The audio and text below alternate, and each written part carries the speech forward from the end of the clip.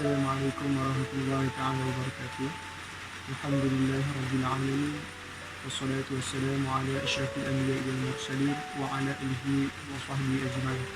Alhamdulillah. Pertama dan selama-lamanya syukur kita kepada Allah Subhanahu wa taala kerana Allah Subhanahu wa taala menurunkan nikmat kesihatan kepada diri kita.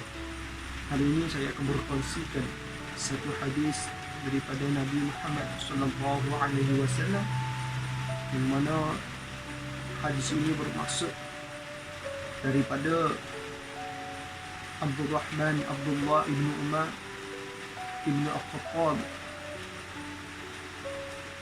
Beliau berkata, aku telah mendengar Rasulullah sallallahu alaihi wasallam bersabda, Islam itu terbina atas 5 perkara. Naik saksi mengaku bahawa sesungguhnya tiada Tuhan melainkan Allah, dan bahawa sesungguhnya Muhammad itu adalah utusan Allah. Mendirikan sembahyang, mengeluarkan zakat, mengerjakan haji ke Baitullah, dan menunaikan puasa pada bulan Ramadan. Hadis ini diriwayat Imam Al-Bukhari dan Imam Muslim. Pengajaran daripada hadis ini juga menerangkan tentang hukum Islam, iaitu hukum yang 5 perkara. Hukum Islam yang 5 perkara.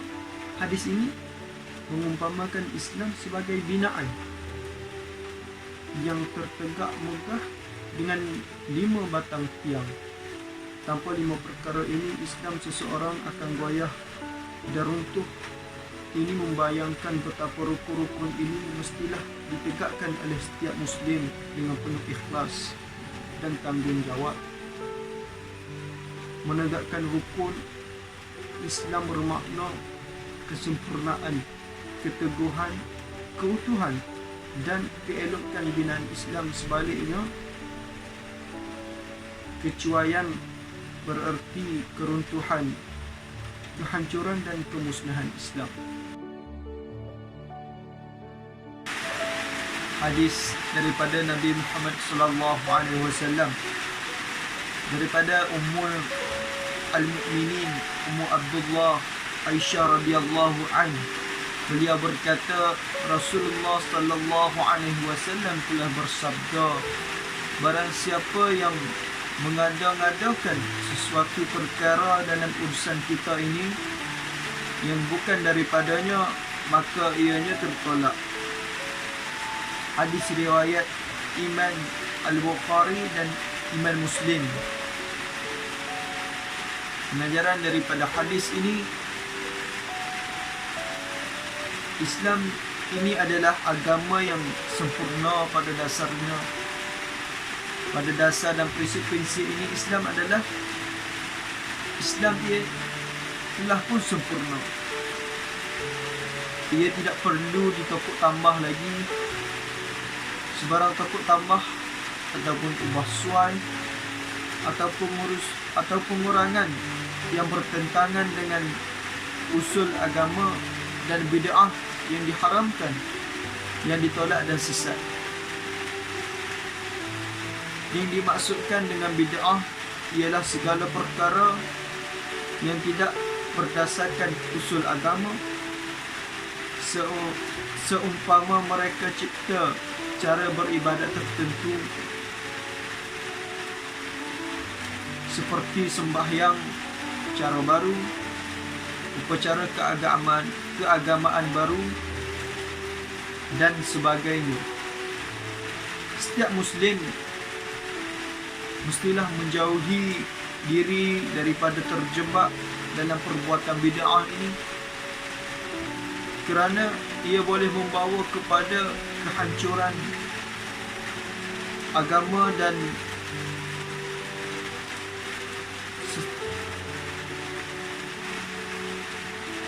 kehancuran diri, agama dan setengahnya pula membawa kepada kufur. Cukuplah baginya berpegang teguh dengan apa yang telah dibawa oleh Nabi kita Nabi Muhammad sallallahu alaihi wasallam demi menjamin kesejahteraan di dalam agama di dunia maupun di akhirat. Sekian saja daripada saya.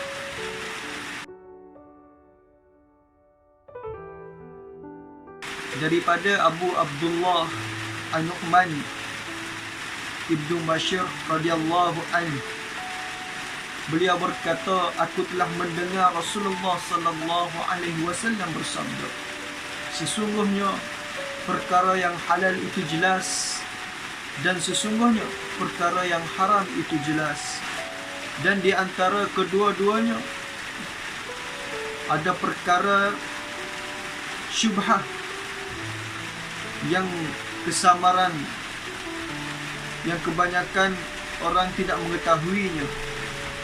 Barang siapa yang menjaga perkara syubhat, maka sesungguhnya dia telah membersihkan agamanya dan maruah dirinya. Dan barang siapa yang terjatuh dalam perkara syubhat, maka dia telah jatuh dalam perkara haram. Umpama seorang pengembala yang mengembala di sekeliling kawasan larangan, dibimbangi dia akan menceroboh masuk ke dalamnya. Perkara yang diharamkannya, ketahuilah bahawa setiap raja ada sempadan, dan sesungguhnya sempadan Allah itu ialah perkara-perkara yang diharamkannya.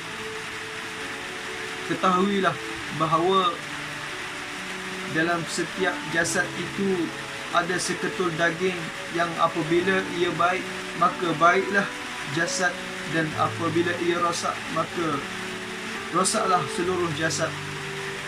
Ketahuilah ia adalah hati. Hadis riwayat Imam Bukhari dan Muslim. Pengajaran daripada hadis ini, seseorang mukmin mestilah cuba mengenali dan mempelajari perkara halal dan haram, seterusnya melakukan yang halal dan meninggalkan yang haram demi menjaga kemuliaan agama. Perkara yang kesamaran ini, yang belum jelas halal haram, adalah perkara syubhat yang mesti dijauhi demi menjaga maruah diri dan keheningan agama. Sempadan murka dan redha Allah Subhanahu wa taala ialah perkara haram. Sesiapa yang melewati garisan dan terjebak melakukan perkara haram, maka dia telah melewati sempadan kemurkaan Allah Subhanahu wa taala. Hati adalah raja segala anggota yang mesti dipastikan keelokan dan kebersihannya. Justru kerosakan dan kemusnahannya akan merosakkan dan memusnahkan seluruh anggota badan yang lain. Apa yang penting adalah untuk kita menjaga hati ini. Jika hati kita ini kita berjaya jaga dengan kebaikan, maka baiklah seluruh anggota yang lain. Sekian sahaja dari saya.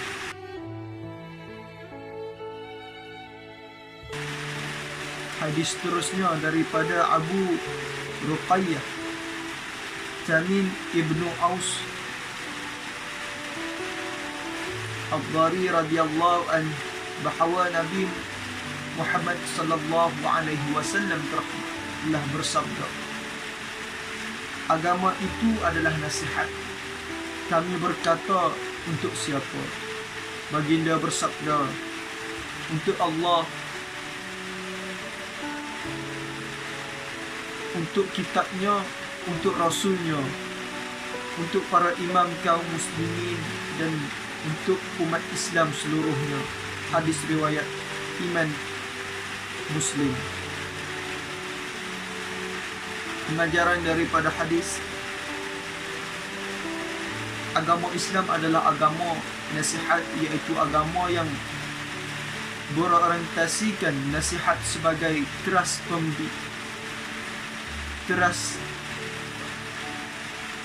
pembinaan umat, menjaga perpaduan mencipta kemajuan dan pembangunan, sama ada kemajuan duniawi ataupun pembangunan ekonomi, sama ada kemajuan duniawi ataupun pembangunan rohani. Membiarkan kerosakan terus berlaku atau perkara yang kurang baik dilaksanakan adalah bertentangan dengan konsep nasihat Islam. Islam memperuntukkan hak memberi nasihat kepada semua penganutnya tanpa mengira kedudukan dan status. Nasihat yang diberikan meliputi golongan manusia, sama ada pemerintah ataupun rakyat. Nasihat untuk Allah, kitabnya dan rasulnya berarti beriman dengan semua perkara tersebut dan beramal berpandukan tuntutan yang sebenar. Ibnu Sukhrin radhiyallahu anhu, beliau berkata, aku telah mendengar Rasulullah sallallahu alaihi wasallam bersabda, apa-apa yang aku larang kamu melakukannya, maka hendaklah kamu menjauhinya, dan apa-apa yang aku perintahkan kamu melakukannya, maka lakukanlah seberapa daya kamu. Sesungguhnya umat yang terdahulu daripada kamu telah binasa lantaran banyak persoalan dan banyak perselisihan mereka terhadap nabi-nabi mereka. Pengajaran daripada hadis ini, seorang mukmin mestilah menjauhkan sama sekali semua larangan Nabi Muhammad sallallahu alaihi wasallam, kerana apa yang dilarang oleh baginda pada hakikatnya adalah larangan daripada Allah Subhanahu wa taala yang wajib kita patuhi. Seterusnya, seorang mukmin mestilah melaksanakan segala suruhan baginda Nabi Muhammad sallallahu alaihi wasallam sekadar yang termampu, tanpa memaksa diri dan keterlaluan di luar kemampuan, kerana ia adalah menyebabkannya tewas, terkulai, tidak terdaya melakukan sebegitu teruk. Perintah yang disuruh melakukan sekadar terdaya ialah perintah yang sunat. Perintah wajib atau fardu mestilah dilakukan tanpa kelonggaran, kecuali kelonggaran yang diizinkan syarak, iaitu kerana uzur atau sakit. Sifat terlalu suka bertanya perkara yang bukan-bukan, berbahas, banyak soal jawab dan membantah para nabi dan rasul adalah perangai umat yang terdahulu. Lantaran itu mereka telah ditimpa kesusahan dan kebinasaan. Umat Muhammad sallallahu alaihi wasallam diberi peringatan agar jangan mengulangi kesilapan ini.